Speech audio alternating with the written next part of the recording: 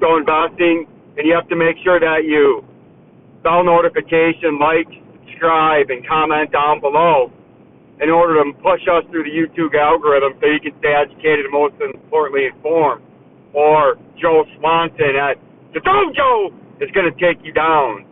I don't know about this, Joe. There is no fear in this dojo. Joe, we don't even know what a dojo is. There's no mercy in this dojo. Joe, why don't you take it down a notch? No mercy.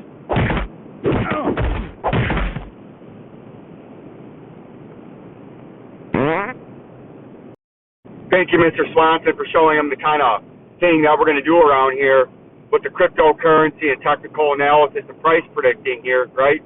And you can see with the XRP as we get right into it, because there's no fear at the dojo, right? Thanks, Joe Swanson, as we cruise into work again at Camp Ford. You can see the big dump. I mean, if you can't see that, you shouldn't be trading, and you shouldn't be trying to learn technical analysis, because that is about as big of a dump as you can possibly get right there. As we zoom in from the weekly, everything's very bearish. And it's got that classic, don't mean to say it again, but that classic hook nose Jew bearish reversal pattern. You can see that little hook nose right there. And then it brings you right to the shit house, right? They dangle a little bit of life out in front of you, and then they just pull that money back into the skulls and the whales slosh around and fleet heist and chase the retail trader. And you can see after we had that little bit of a run-up right here, it has come back down again, and we're sitting on that critical 37 cents, which is right here.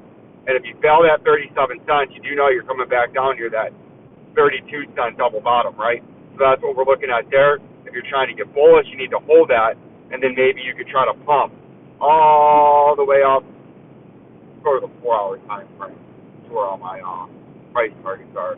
Then you could try to pump all the way up there to the 50-cent level, right? So that's what we're looking at in the XRP. But if we break back down, which is trying to look like it wants to do, the 29 to 32 cent red support resistance box is where you're coming down to. If you fall below this critical 32 cents, XLM is in the same area, I believe, as it was yesterday. It is.